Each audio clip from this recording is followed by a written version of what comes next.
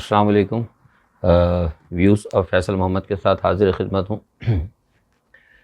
आज के व्लॉग में भी कुछ अहम बातें और जो ख़बरें हैं उनके ऊपर तज़किया देंगे। सबसे पहले तो पाकिस्तान को थोड़ा सा ज़िक्र कर लेते हैं। पाकिस्तान में इस वक्त बहुत ज़्यादा सियासत में हलचल है। कल भी हमने आपको बताया था।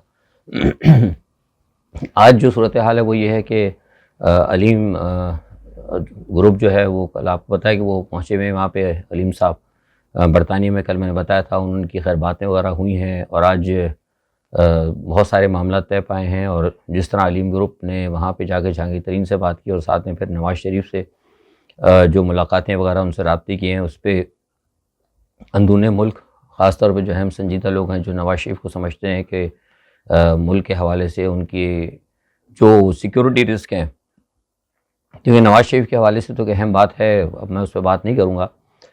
उस वजह से लोगों को कुछ तशवीश हुई, जिसकी वजह से अलीम ख़ान साहब पे दबाव आया और अलीम ख़ान साहब ने अलहदगी का ऐलान कर दिया है किससे, जहांगीर तरीन ग्रुप के साथ। और उन्होंने कह दिया है कि वो जहांगीर तरीन ग्रुप के साथ नहीं है, बल्कि जो भी फ़ैसला करेंगे वो तनहा करेंगे। तो ये समझिए कि एक बहुत बड़ा ब्रेक थ्रू हुआ है इस मामले के अंदर।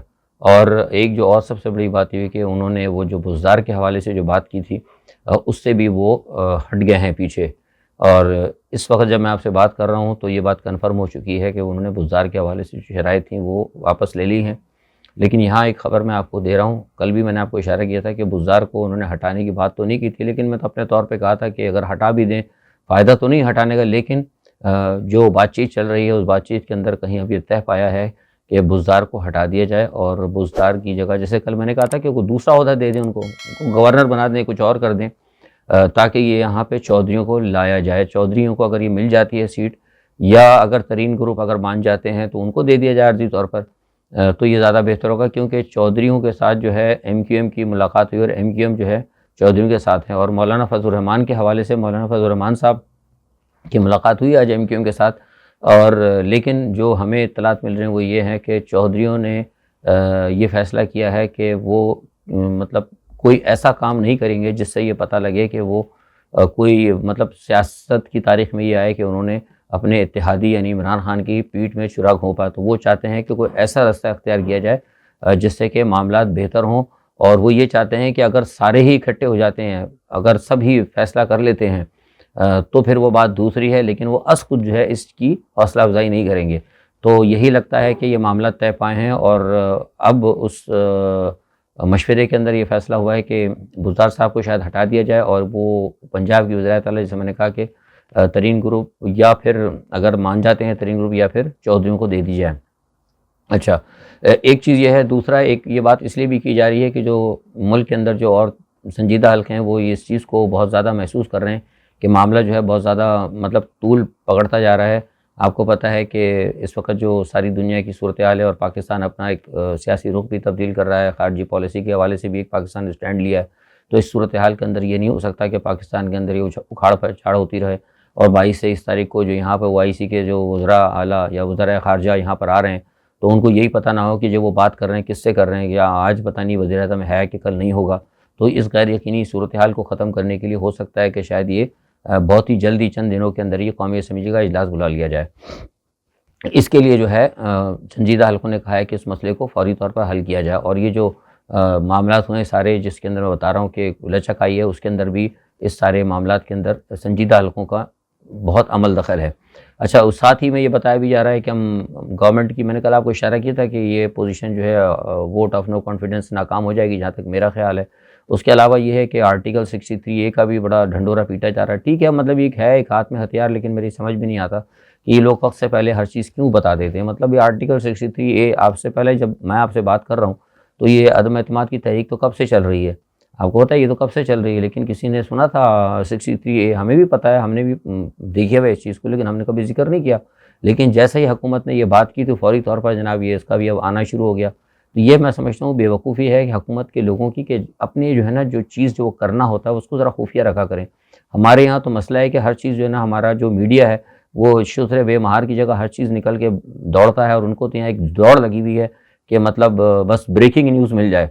वो ये नहीं देखते खबर चलाने से पहले कि इस खबर को जो हम जो दे रहे हैं, और जो खबर देने वाले हैं वो भी बेवकूफ़ हैं। ये हुकूमत मतलब ये कि हुकूमत के पास एक हथियार है, सबको मालूम है आइन है, लेकिन इसको आपको पहले से डिस्कस करने की क्या ज़रूरत है। ज़ाहिर सी बात है, अगर आपने पहले कह दिया कि हम 63A का इस्तेमाल करेंगे तो फिर अब वो दूसरे अपोजिशन इसका तोड़ तलाश करेगी, अपोजिशन में नाकाम होगी तो फिर उसके लिए दूसरे ज़राए इस्तेमाल करेंगे। और जो हमारे मेरे अपने ज़राए हैं और जो मुझे लगता है वो ये है कि अपोजिशन जो है हालात को ख़राब भी करेगी, और हालात की ख़राबी का जो मैंने आपको इशारा किया था वो आप देख रहे होंगे कि आस्ते आस्ते बयानों के अंदर तलखी आती जा रही है, और ये तलखी जो है आगे बढ़ेगी, कम नहीं होगी। और इसके ऊपर भी संजीदा हलकों ने कहा है कि अपनी तकरीरों के अंदर मामला को दुरुस्त रखा जाए। जहाँ तक इमरान खान की बात है तो इमरान खान ने ठीक कही है, इमरान खान ने कह दी बात, चलो ठीक है वो भी, लेकिन अब बाद में जिस तरीके का जवाबन और जवाब और शुरू हो गया है, और अब तो लफ्ज़ जो है मतलब ऐसे इस्तेमाल किए जा रहे हैं कि घरों तक दूसरों की बात पहुँच रही है, तो ये चीज़ जो है मैं समझता हूँ कि सियासत के अंदर दुरुस्त नहीं है, इसको दूर होना चाहिए। अच्छा, सुनने में ये भी आ रहा है कि फजलुर रहमान साहब और ये कोशिश कर रहे हैं कि सदर के ख़िलाफ़ भी मुआवज़े की लिया है, सदर मुआवज़े की, ठीक है कोई बात नहीं, लेकिन ये बड़ा अजीब ही तमाशा होगा कि पाकिस्तान का सदर जो है मौलाना फजलुर रहमान साहब, खुदा करे ये कभी ना हो, अगर ये कभी हो गया खुदा न खास्ता तो पाकिस्तान को जितना बड़ा नुकसान होगा वो फिर मैं जानता हूँ, अभी इस वक्त नहीं है बताने का। अच्छा, बहरहाल मैं देख रहा था कि आज एक तमाशा लगा हुआ था, वो एक दूसरे की चीज़ें दिखा रहे थे कि वो अभी मैं आज इत्तेफाक से मैंने घर था तो मैंने देखा कि वो इमरान खान का दिखा रहे थे, मुस्लिम लीग नवाज़ वाले, कि इमरान खान ने कहा था कि वो जो है फ़ौजियों के हवाले से इमरान खान ने कहा कि उन्हें आप ट्रेनिंग, देखिए वो जो बात थी ना फ़ौजियों के हवाले से, उस वक्त तो अलकायदा थी नहीं, वो जो बात निकली थी वो ये थी, वो सवाल किया गया था और सवाल करने वाले को भी पता था कि वो क्या सवाल कर रहा है, और जिससे सवाल का, जो मैं इमरान खान की हिमायत नहीं कर रहा, ये बात हम भी कह चुके हैं। उस वक्त एक प्लान था उस वक्त के, जो वहाँ पे लोग थे जंगजू है, उनको अमेरिका ट्रेनिंग दे रहा था, वो तो खुद हिलरी क्लिंटन ने कहा है कि हमने जहाँ जंगजू दाखिल किए थे, तो उसका मतलब है कि हिलरी क्लिंटन के ऊपर बगावत का मुकदमा बन गया, क्योंकि वो एक पॉलिसी थी उस वक्त, उनकी पॉलिसी है, उन्होंने अपने मुल्क के मफाद के अंदर ये बात की। तो उसको इमरान खान ने कहा था कि जनाब उस वक्त हमारे फौजी ने उनको ट्रेन किया, तो करना था बिल्कुल, इसलिए कि तो अमेरिका ने हमारे गर्दन पर पैर रखा हुआ था उस वक्त, हम अमेरिका के साथ ही थे, तो हमने दे दिया। तो मैं समझता हूँ इस तरह वो एक और उन्होंने बयान दिखाया है इमरान खान के, वो ठीक है, वो बयानात एक हैं, लेकिन असल में कुछ बयानात एक होते हैं जो कि बिल्कुल ही ज़्यादा ख़तरनाक होते हैं। मतलब रमज़ान शुगर मिल के अंदर राव के जो एजेंट पकड़े गए थे, आपको पता है, उसकी हमने सबसे पहले तफसील दी थी, और बाद में फिर ताहिरुल कादरी साहब ने भी उसकी तस्दीक की, तो ये तो सबसे ज़्यादा ख़तरनाक है। फिर सबसे बड़ा था कि पाकिस्तान में ब्लैक वाटर को एक्सेस दी गई, ब्लैक वाटर के लोगों को सफारत खानों में भर्ती किया गया ताकि हमारे न्यूक्लियर आर्सनल्स की तलाश करें, तो ये ज़्यादा ख़तरनाक चीज़ थी। फिर उसके अलावा ये कि पाकिस्तान के अंदर ये जो दहशतगर्दी हिंदुस्तान में हुई थी, उसकी दहशतगर्दी को एडमिट करने की बात की नवाज शरीफ की जानिब से, ये सबसे ज़्यादा ख़तरनाक थी, ठीक है। तो फिर सबसे बड़ी बात यह है कि ISI के चीफ़ को लिए कहा गया था कि जो हिंदुस्तान में दहशतगर्दी हुई है उसको हम तस्लीम करते हैं, भारत के इल्ज़ाम को, अगर भारत को यकीन नहीं है तो हम अपने ISI के चीफ़ के हाथ बांध के हिंदुस्तान के आगे खड़ा कर देते हैं, वो उनसे तहकीक कर ले, ये ज़्यादा ख़तरनाक बात है। और ये बात कहना नवाज शरीफ की जानिब से मनमोहन के लिए कि हमारी कौम तो है ना आपको देखती है, फ़ौज को नहीं देखते, हम आपको देखते हैं, हमारी नज़र तो आपके ऊपर है कि आप हमें बचाने वाले, तो ये चीज़ ज़्यादा ख़तरनाक है, ये चीज़ ज़्यादा ख़तरनाक है। तो ठीक है, इमरान खान ने की होगी गलती, लेकिन ये बुनियादी तौर पर ये वक्त ये मरे मुर्दे उखाड़ने का नहीं है। कौन गद्दार है, कौन मुल्क दुश्मन है, किसने यहाँ से मनी लॉन्ड्रिंग की, कौन पैसा लेके आया, कौन पैसा लेकर गया, ये सब अब कौम को पता है। ये सब चीज़ों पे अब वक्त ज़ाया ना किया जाए, ये तो ब्रेकिंग न्यूज़ चलाने के लिए, ये चस्केबाजी के लिए ये टाइम नहीं है। इस वक्त ज़रूरत इस बात ये है कि फ़ौरी तौर पर मामलात को हल करके मुल्क को एक सिमत में चलाया जाए। और रही बात ये कहा जाता है, मैं इमरान खान की हिमायत नहीं कर रहा कि जनाब IMF में दे दिया स्टेट बैंक, वो तो हम शुरू से कहते रहे, लोग हमारी बात को नहीं मान रहे थे, लेकिन अगर IMF में गया है, अगर स्टेट बैंक और IMF का गया तो उसके अंदर भी अपोजिशन जिम्मेदार है। जिस वक्त इसका बिल पास हो रहा था तो क्यों अपोजिशन को चाहिए था, क्यों उन्होंने अपने मेंबर्स को गैर हाजिर किया अपोजिशन ने? मैंने उसी वक्त बताया था कि अपोजिशन ने दोहरा मेयार मुनाफिकाना किरदार अदा किया था। मगरिब को अपोजिशन ने कहा था कि हम शोर करेंगे, लेकिन जिस वक्त ये बिल पेश होगा तो हम अपने अरकान की तादाद कम कर देंगे। देखें उस वक्त कितने लोग कम थे, 1 या 2 आदमियों की वजह से, उस वक्त मैं बता चुका हूँ, मेरे वीलॉग पढ़े, तो वो बुनियादी तौर पर इन्होंने मुनाफिकाना किरदार अदा किया। तो ये जो पाकिस्तान की अपोजिशन है ना, ये मुल्क दुश्मन है, मैं पहले भी कहता था और आज भी कहता हूँ, चाहे वो कोई भी हो। अब बहरहाल देखा जाएगा, जो भी होता है, देखना ये है कि क्या सूरत हाल बनती है। मुझे जो नज़र आ रहा है वो ये है कि अगर ये मामला दुरुस्त हो गए तो ठीक है, वरना अगर अपोजिशन ने अपना ये गर्म रवैया रखा, जिस तरह मैं बता रहा हूँ आपको कि अल्फाज के अंदर तलखी जो है ये अमली तौर पर तलखी भी चली आएगी, तो ये बिसात जो है मैं फिर बता रहा हूँ आपको कि लपेट दी जाएगी। अच्छा, फ़ॉरेन फंडिंग के हवाले से बड़ी बात हो रही थी। फ़ॉरेन फंडिंग, देखिए फ़ॉरेन फंडिंग में इमरान खान ने गलत किया, भारत से आए पैसे कुछ भी किया, लेकिन असल मसला ये है कि तरीक़ेकार गलत था, लेकिन पैसा आया है। पैसा गया नहीं है। असल जुर्म ये है कि पैसा गया। और बड़ी बड़ी ढटाई के साथ मैं देख रहा कि मरीम नवाज़ साहिबा की जो हैं उनकी स्पोक्स पर्सन, उनका भी नाम मरियम ही है, औरंगज़ेब साहिबा, वो फरमा रही थी कि पैसा चला आया हिंदुस्तान से, इसराइल से। भाई ठीक है, गलत हुआ, आया, गया तो नहीं ना, कौम का पैसा गया तो नहीं ना। सारी दुनिया के अंदर लोग पैसा अगर आ जाते ना तो आने वाले पैसे पे इतना शोर नहीं होता, सारी दुनिया में जाने वाले पैसे पे शोर होता है। क्योंकि जब मुल्क से पैसा निकलता है तो आपकी मईशत कमज़ोर होती है। मुल्क से पैसा अगर आता है तो मुल्क की मईशत को नुकसान नहीं पहुँचता, सिर्फ तरीक़ेकार को देखा जाता है। लेकिन मुल्क में पैसा आने को मुल्क दुश्मनी नहीं कह सकते आप, लेकिन मुल्क से पैसे के जाने को मुल्क दुश्मनी कहेंगे। तो ये ज़रा कौम को ये लोग बेवकूफ़ ना बनाए और ये ज़रा कौम समझने की कोशिश करे। यहाँ मैंने एक बात बता दी। बहरहाल आज देखें क्या होता है, सारे लोग मुलाकातें कर रहे हैं। फजलुर रहमान साहब से इसमें बताया कि मुलाकातें हुई हैं, इनकी मुलाकातें हुई हैं, अभी चौधरी बरादरान से भी मुलाकातें हो रही हैं। मैंने सारी सूरत आपको बता दी है कि क्या मामला है। और अभी तक जब मैं आपसे बात करूँ तो मेरे पास इत्तलात ये है कि पूरी अपोजिशन और पूरे इत्तेहादी जो है बस वक्त हम आहंग हैं और कुछ मामला पे मामला तय पा गए हैं। और हो सकता है कि ऐन मौके पर जब ये सारी चीज़ें हो जाएँ तो वज़ीर-ए-आज़म साहब अपने इत्तेहादियों को और अपने लोगों को ये कह दें कि वो किसी और जगह जाएँ, वहाँ पर जाएँ ना। मतलब वो अगर 172-73 जो लोग हैं, जितने उनको चाहिए वो मतलूबा सारे लोग जब इमरान खान के साथ होंगे तो वो प्राइम मिनिस्टर हाउस में बैठ के मीटिंग कर रहे होंगे और वहाँ पे बुला लिया जाएगा, वहाँ पे नहीं होगा तो अल्टरनेटिव वो खुद बखुद जो है मतलब वो अदम एतमाद या नो मोशन की जो तहरीक है वो ख़त्म हो जाएगी।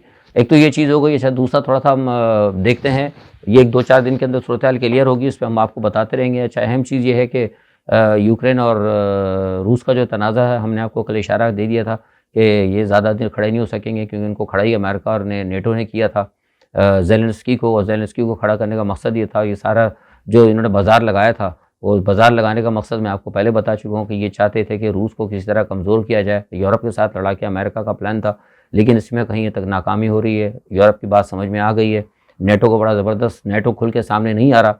अब नतीजा ये हुआ कि यहाँ अमेरिका का ये प्लान भी नाकाम हो गया, क्योंकि अमेरिका की कोशिश थी कि रूस लड़ जाता है यूरोप के साथ और रूस कमज़ोर हो जाता। तो नतीजा क्या था कि वो इंडो पैसिफिक के अंदर जो चीन ने जो सारे काम करने थे, चीन को वहाँ पे कमज़ोर किया जाए और चीन के जो अहदाफ़ हैं जो भारत के हवाले से या ताइवान के हवाले से वो मुकम्मल नहीं हो सकेंगे। चीन को खौफ पैदा हो जाएगा, क्योंकि चीन का तो सबसे बड़ा इस वक्त सपोर्टर उस इलाके के अंदर रशिया है, क्योंकि रूस और चीन का एक है पैक्ट हो गया था कि तुम इधर आओगे तो हम तुम्हारी मदद करेंगे, तुम उधर जाओगे तो तुम हमारे साथ होगे। तो वो इनका प्लान था, वो प्लान अभी इनका अमेरिका का नाकाम हो गया है। गो के ठीक है, आज फ़िलिपाइन ने ऐलान कर दिया। फ़िलिपाइन ने क्या है कि 1991 का जो माहिदा है अमेरिका का, उसके दरमियान इंडो पैसिफिक में हो या यूक्रेन के अंदर अगर कोई मसला हो तो हम अमेरिका की मदद करेंगे। वो एक अलहदा बात है, लेकिन क्या यूक्रेन फ़िलिपाइन के अंदर इतनी ताकत है कि वो चीन के साथ और रूस के साथ और दूसरे तमाम जो सेंट्रल एशिया के ममालिक हैं इनके आगे खड़ा हो सके? ये नामुमकिन सी बात है। बहरहाल ये बयानात की हद तक है। खैर, कहने का मकसद ये है कि इस वक्त रूस ने बहुत सारे शहरों पे वो कब्ज़ा कर चुका है। यूक्रेन के ऊपर हो सकता है, अपना कीव के ऊपर हो सकता है कि 1-2 दिन में कब्ज़ा कर ले। और जो अहम चीज़ है वो ये है कि जो मैंने बात कही थी कि अमेरिका ने जो दुनिया से सारे जंगजू इलाके यूक्रेन में फेंक दिए हैं, वो यूक्रेन जो है ना, अब मुझे लगता है कि अगर ज़ेलेंस्की साहब हार मान भी जाएँ और अपना मुतालबा ख़त्म भी कर दें तो जो जंगजू वहाँ पर आएँ वो शायद वहाँ से नहीं जाएँ और वहाँ पे एक ना ख़त्म होने वाली जंग जो है, यानी जिस तरह दूसरे अल्फाज में एक अफ़गानिस्तान जैसे यहाँ पे छोड़ दिया है, इस तरह ये यूरोप के शुमाली यूरोप के ऊपर जो है एक ये ख़ित्ता जो इन्होंने गैर मुस्तहकम करके छोड़ दिया है। और ये यूरोप के लिए एक बहुत बड़ा, मैं समझता हूँ कि अगर कंट्रोल ना हुआ तो रूस के लिए तो शायद इतना मसला ना हो, लेकिन यूरोप के लिए बड़ा मसला होगा। तो ये देखना पड़ेगा। दूसरा एक इसराइल के सदर जो हैं इज़ाक हर्ज़ोग, उन्होंने तुर्की का दौरा किया है। ग़ालिबन 14 साल बाद या 13 साल बाद वो आए हैं। तुर्की के अंदर उनको वेलकम तो किया गया है सरकारी सतह पे, लेकिन लोग नाखुश हैं। इस्तांबुल के अंदर बड़े मुजाहरे हुए हैं, इसराइल का परचम भी जलाया गया है और बहुत सारे मामला जो हैं ऐसे हुए हैं। लेकिन देखते ये हैं कि क्या होता है। जंग जो है यूक्रेन की 14 दिन के अंदर दाखिल हो चुकी है। रूस आगे बढ़ रहा है मुसलसल, हज़ीमत का सामना भी है, लेकिन वो पीछे नहीं हट रहा। और मैं आपसे जैसे पहले भी कह चुका हूँ और अब फिर कह रहा हूँ कि देर आयत दुरुस्त आयत, चाहे जितना भी नुकसान हो, रूस जो है उस पर कब्ज़ा कर लेगा। लेकिन रूस को इतना बड़ा नुकसान नहीं हो रहा जितना कि आलमी सतह पर प्रोपेगेंडा करके बताया जा रहा है। कल हमने आपको बता दिया था न्यूक्लियर का कि वहाँ से न्यूक्लियर लेबॉर्ट्री निकली, वो एक और नया कज़िया भी खड़ा होने वाला है। 2-4 दिन के अंदर अगर वो खड़ा हुआ तो वो एक और नई मुसीबत जो है खड़ी हो सकती है। अच्छा, दूसरा हिंदुस्तान को थोड़ा सा देख लें आप कि हिंदुस्तान की पोजीशन ये है कि यूपी के इंतखाबात के अंदर बीजेपी जो है वहाँ जीत गई है, लेकिन वो अवैसी साहब जो थे मुसलमानों के लीडर, वो बहुत बुरी तरह हार गए। हालांकि उन्होंने यूपी में बड़ा काम किया था। उसकी वजह ये कि हमसे वहाँ पे लोगों ने कहा था कि इस ज़माने में आपको याद होगा जब कभी मुसलमानों पे जुल्म और ज़्यादती होती है तो पाकिस्तान हमेशा उनके लिए आवाज़ उठाता था। तो अवैसी साहब हमेशा उनकी मज़म्मत करते थे पाकिस्तान की और ये कहते थे कि पाकिस्तान को क्या ज़रूरत है बोलने की। जबकि हिंदुस्तान के मुसलमान कहते थे कि पाकिस्तान जो भी हो, जैसा भी हो, बुरा हो, अच्छा हो, जो भी हुकूमत हो, लेकिन हमारे लिए आवाज़ उठाता है, हमें ये बात अच्छी लगती है। अवैसुद्दीन साहब समझते थे कि शायद मैं पाकिस्तान को क्रिटिसाइज़ करूँगा, सिर्फ़ ये कहूँगा कि ये मुसलमानों का मसला जो है, हिंदुस्तान का हमारा मसला है, तो मुझे शायद हिंदुस्तान के लोग मेरे साथ खड़े होंगे, ये इनकी बहुत बड़ी गलती थी। उसका नतीजा हुआ है कि अवैसुद्दीन साहब ने इतना काम किया था, यूपी के अंदर उनकी पार्टी का वहाँ से सफाया हो गया है। और उधर से दूसरी तरफ पंजाब से नवजोत सिद्धू साहब भी हार गए, वहाँ आम आदमी की पार्टी वो जीत गई है। तो जो कुछ एमआईएम के साथ हुआ है इस पे अवैसुद्दीन साहब को देखना पड़ेगा कि बहरहाल पाकिस्तान लाख बुरा सही कहीं भी हो, लेकिन पाकिस्तान मुसलमानों की एक रियासत है। पाकिस्तान मुसलमानों के नाम के साथ पाकिस्तान का एक नाम है और इसकी अहमियत जो है चाहे कोई कितनी भी कम करने की कोशिश करे नहीं होगी। और बात रह गई इमरान खान के हवाले से, तो आखिर में एक बात ये कर दूं कि कुछ लोग कह रहे थे कि अभी मैं देख रहा था टीवी के अंदर ये सारे मौलाना फजलुर रहमान साहब की यूरोप के ख़िलाफ़ बात। देखी, यूरोप के ख़िलाफ़ कोई बात नहीं हुई। जो कुछ इमरान खान ने कहा वो बिल्कुल दुरुस्त कहा है। हम मुल्क का मफाद बहुत ज़्यादा ज़रूरत होता है। अगर यूरोपियन यूनियन हो या कोई भी यूनियन हो, अगर पाकिस्तान को नुकसान पहुँचा रही हो, अगर आपने बात कर ली तो कोई इसमें कोई बुरी बात नहीं है। और इमरान खान के इस बयान को सराहा गया है, क्यूबा की क़यादत ने इसको सराहा है। वो हसन नसरुल्लाह है, उन्होंने नाम लेकर उन्होंने कहा है, हसन नसरुल्लाह ने सराहा है। आप पता नहीं कहाँ से आ गए कहने कि पाकिस्तान को नुकसान पहुँच गया। कहाँ से नुकसान पहुँच गया? जिस दिन इमरान खान ने बयान दिया उसके दूसरे दिन यूरोपियन यूनियन ने इमरान खान से मदद मांगी। और अभी मेरे पास कल परसों की बात है, मेरा राब्ता हुआ है, तो वो लोग भी कह रहे हैं कि ठीक है। कुछ लोगों ने कहा है कि वाकई यूरोपियन यूनियन को इकदाम नहीं उठाना चाहिए था। अमेरिका के पाकिस्तान के जो क़यादत ने, जो चीफ एग्जीक्यूटिव ने बात की है, किसी हद तक दुरुस्त ही है। पाकिस्तान के मामले में बराह रास्त मुदाखलत होती है। वो तो जिन्होंने लेटर लिखा है वो इस चीज़ को तस्लीम कर रहे हैं। और ये पता नहीं कहाँ से मौलाना फजलुर रहमान साहब और पता नहीं दूसरे तीसरे जो हैं शाह से ज़्यादा शाह के वफादार बनकर सामने आ गए। और बस अल्लाह ताला रहम करे कौम से। एक मेरा यही है देखने वालों से कि वक्त को पहचाने और इनके वक्त के जो ये मौसमी जो तीतर बटेरे हैं जिन्होंने इस मुल्क का बेड़ा गर्क किया है उनसे होशियार रहें और देखें क्या होता है। और आज एक और अहम बड़ी खबर ये है कि आज प्यूतन की और फ्रांसीसी जो सदर है दोबारा उनकी बातचीत हो रही है। देखें क्या होता है इससे। फ़िलहाल अब तो क्या जंगबंदी होगी, तकरीबन रूस तो पहुँच ही गया। अब क्या वो जंगबंदी करेगा और क्या कुछ वो करेगा, जबकि ज़ेलेंस्की साहब अपने मुतालबे से भी दस्तबरदार हो गए। तो जंगबंदी हो भी जाए, यूक्रेन पे कब्ज़ा, कीव पे कब्ज़ा करने के बाद तो मैं समझता हूँ उसकी कोई अहमियत नहीं रहती। रूस ने जो हासिल करना था वो हासिल कर लिया। आज के लिए इतना ही। कल इंशाल्लाह दोबारा अहम खबरें होती हैं जो भी पाकिस्तान के हवाले से उससे ज़रूर हाज़िर होंगे। तब तक अपना बहुत ख्याल रखिएगा। अल्लाह हाफ़िज़।